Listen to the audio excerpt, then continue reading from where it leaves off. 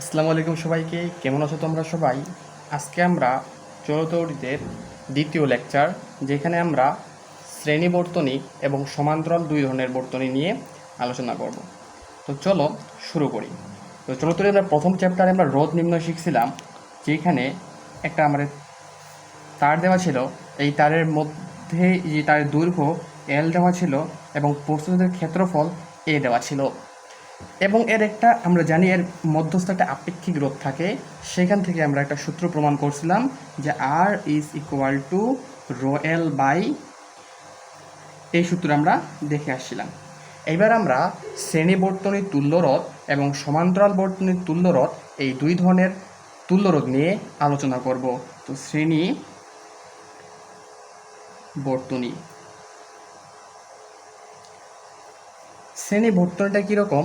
শ্রেণী বর্তনী হচ্ছে এরকম। যদি আমরা একটা সার্কিট অঙ্কন করি, তাহলে আমরা দেখতে পাবো দুইটা রোধ যদি পাশাপাশি থাকে, রোধ বলতে একটার আদি প্রান্ত অপরটার যদি শেষ প্রান্তর সাথে যুক্ত থাকে। মনে করো এই যে এটা একটা রোধ, এই রোধের R1 রোধ, এই R1 রোধ এবং এটা হচ্ছে R2 রোধ।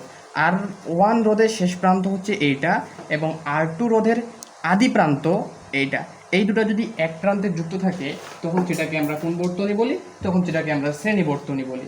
কি বর্তনী বলি? শ্রেণী বর্তনী। একটা সুন্দর উদাহরণ দেওয়া যায় যে আমরা যদি লক্ষ্য করি, আমরা হচ্ছে স্কুলে যখন সমাবেশ করে থাকি, তখন একজনের ঘাড়ে অন্যজন হাত দেওয়ার ফলে যেই বর্তনীটা, তো এক ধরনের একটা সার্কিট যদি আমরা চিন্তা করি, তাহলে সেটা হচ্ছে শ্রেণী বর্তনী। তাহলে আমরা শ্রেণী বর্তনীর মূল বেসিক কী দেখতেছি, যে একটার শেষ প্রান্তের সাথে অপরটার আদি প্রান্ত যুক্ত থাকবে। এটার বিভব হচ্ছে ভি, এটা হচ্ছে ব্যাটারি বা সেল যুক্ত থাকতে পারে। এই হচ্ছে শ্রেণী বর্তনী। সমান্তরাল বর্তনীটা কীরকম? সমান্তরাল বর্তনী হচ্ছে এরকম।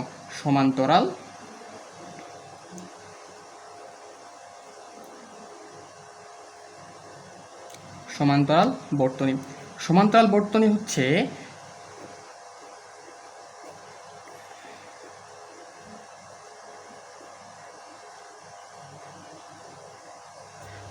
বর্তনী হচ্ছে প্রত্যেকটা রোধের আদি প্রান্তগুলো এক জায়গায়। দেখো, এটার আদি প্রান্ত এইটা, R1 এর আদি প্রান্ত এইটা, R2 এর আদি প্রান্ত এইটা। এই এক প্রান্তগুলো, আদি প্রান্তগুলো এক জায়গায় এবং শেষ প্রান্তগুলো যদি আরেক জায়গায় যুক্ত থাকে, আরেক বিন্দুতে যুক্ত থাকে, তাহলে সমান্তরাল বর্তনীতে কি থাকবে? যে আদি প্রান্তগুলো একটা নির্দিষ্ট বিন্দুতে এবং শেষ প্রান্তগুলো অপর আরেকটি নির্দিষ্ট বিন্দুতে যুক্ত থাকে, তখন সেটাকে আমরা বলতে পারি সমান্তরাল বর্তনী। তখন যেটা আমরা কি বলি? সমান্তরাল বর্তনী। তো এবার আমরা এদের তুল্যরোধ নির্ণয় শিখব। কি শিখব? তুল্যরোধ নির্ণয়। আশা করি বোঝা গেছে যে কোনটা শ্রেণী বর্তনী, কোনটা সমান্তরাল বর্তনী। তো তুল্যরোধ নির্ণয় করার আগে আমরা একটু আইডেন্টিফাই করি কোন বর্তনী কোনটার সাথে শ্রেণীতে আছে, কোনটার সাথে সমান্তরালে আছে। তাহলে চলো, এটা বিভব,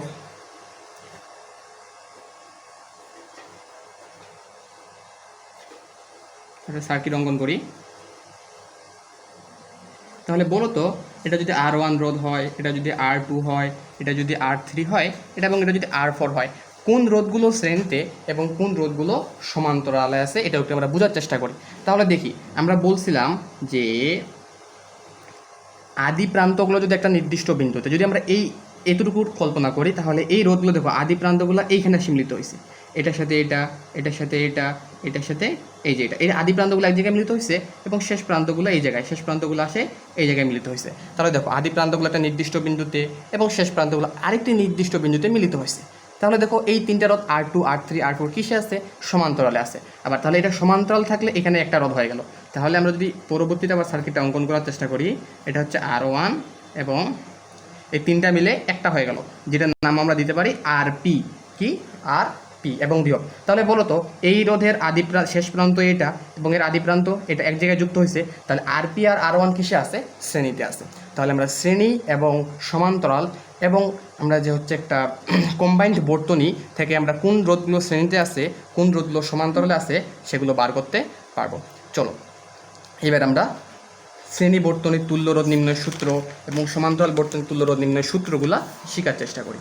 তো সর্বপ্রথম আমরা শ্রেণী বর্তনী তুল্যরোধ নির্ণয় শিখব। তো চলো, এটা যদি বিভব ভি এবং এখানে একটা R1 এবং R2 মানের দুটো রোধ আছে, R1 R2 মানের রোধ আছে। তো আমরা একটা বিষয় সবসময় মনে রাখবো, যে শ্রেণীতে তড়িৎ প্রবাহ একই থাকে, বাট বিভব আলাদা হয়।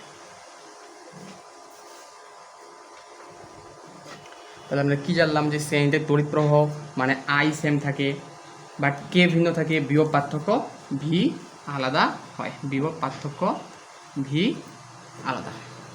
তাহলে এই ক্ষেত্রে যে আইটা প্রবাহিত হবে, এই যে আইটা, তাহলে এই R1 এর মধ্যেও ঠিক একই আই, R2 এর মধ্যেও ঠিক একই আই, তাই না? কিন্তু R1 এর বিভব, এখানে যে এই রোধটার বিভব এটা হচ্ছে V1 এবং এই রোধের বিভব এটা হচ্ছে V2। তাহলে আমরা কি লিখতে পারি? তাহলে হচ্ছে R1 এর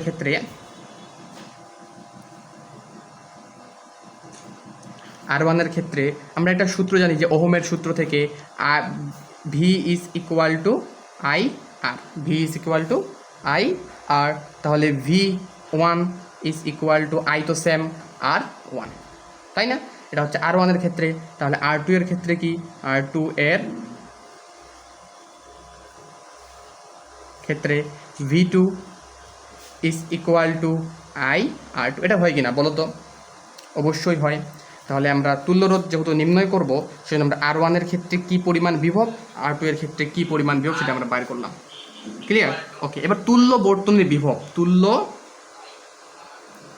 বর্তনীর বিভব পার্থক্য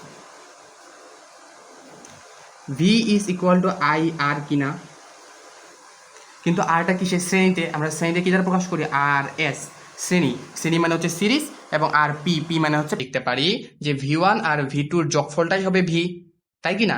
তাই। তাহলে আমরা শর্ত মতে কি লিখতে পারবো বলো তো? শর্ত মতে কি লিখতে পারবো? V is equal two V1 plus V2, তাই কি না? তাহলে V1 এর মান কত বলো তো? আই আর এস, এবং V1 এর মান কত? IR1, এবং V2 এর মান IR2। ক্লিয়ার? ওকে, এইবার আমরা বলতো আইটাকে কমন নিতে পারি কি পারি না? অবশ্যই আমরা আইটাকে কমন নিতে পারি। আইটাকে কমন নিয়ে নিই, I R S is equal to আইটাকে কমন দিলে I1 প্লাস R2। অতএব এবার এই কাটা দিয়ে দিই, তাহলে RS is equal two R1 plus R2। তাহলে RS মানে কি? শ্রেণী সমবায়। তাহলে শ্রেণী সমবায় RS ইজ ইকুয়াল টু কি? R1 plus R2। তাহলে আমরা শ্রেণী বর্তনীর তুল্যরোধ কি নির্ণয় শিখলাম? দেখো, শ্রেণীতে তুল্যরোধ নির্ণয় সূত্র হচ্ছে RS, শ্রেণীতে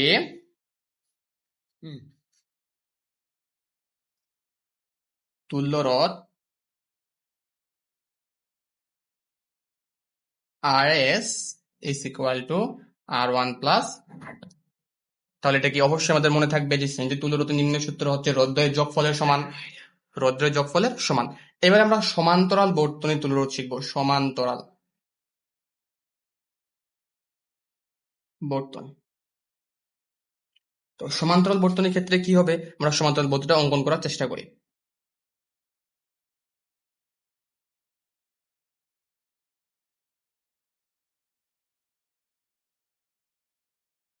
এটা হচ্ছে R1, এটা হচ্ছে R2, এটা হচ্ছে বিভব ভি। আমরা জানি সমান্তরালে বিভব সেম থাকে, মানে R1 এর মধ্যে যে বিভব R2 এর মধ্যে সেম বিভব, বাট কে ভিন্ন থাকে? তড়িৎ প্রবাহ, মানে এর হচ্ছে I1, এর হচ্ছে কি I2, তাই কি না? তাই।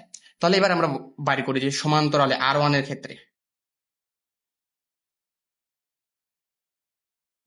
আমরা কি জানি? V is equal to I1 R1। এখান থেকে আমরা I1টা কাউন্ট করি, I1 is equal to V by R1। ঠিক একই রকম R2 এর ক্ষেত্রে V is equal to I2 R2। তাহলে R2 is equal to I2 V by I2, হয় কি না? অবশ্যই। তাহলে আমরা এবার তুল্য বর্তনীর ক্ষেত্রে বাইর করি। তুল্য বর্তনীর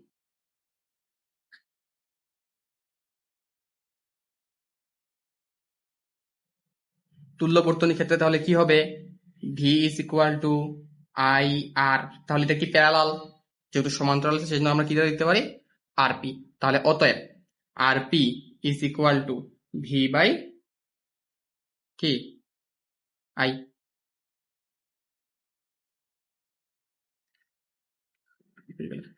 ধরো I is equal to V by R, এটা তো লিখতে পারি। এবার আমরা শর্ত মতে কি লিখতে পারি? শর্ত মতে আমরা কি লিখতে পারি? তাহলে শর্ত মতে এখানে একটু মিস্টেক হয়েছিল, V is equal to I two R two, এখান থেকে আমরা আর টু এর মানটা বাইর করছি, R two is equal to V by I two. তাহলে চলো শর্ত মতে আমরা কি জানি, I is equal to I one plus I two, মোট প্রবাহ এটা। তাহলে আই এর মান কত? V by R P is equal to I one এর মান কত? V by R one plus I two এর মান কত? V by R two. Clear? Okay, তাহলে এখান থেকে আমরা ভি কমন নিই। তাহলে ভি কমন নিলে কি থাকে? One by R P is equal to one by R one plus one by R two. উভয় পক্ষ থেকে ভিভি কাটা দিয়ে দিই। তাহলে ভিভি কাটা দিয়ে দিলে কি থাকে বলতো আমায়? One by R P is equal to one by R one plus one by R two. তাহলে বলতো আমার যে সমান্তরালে তুল্য রোধ নির্ণয় সূত্রটা কি দাঁড়ালো?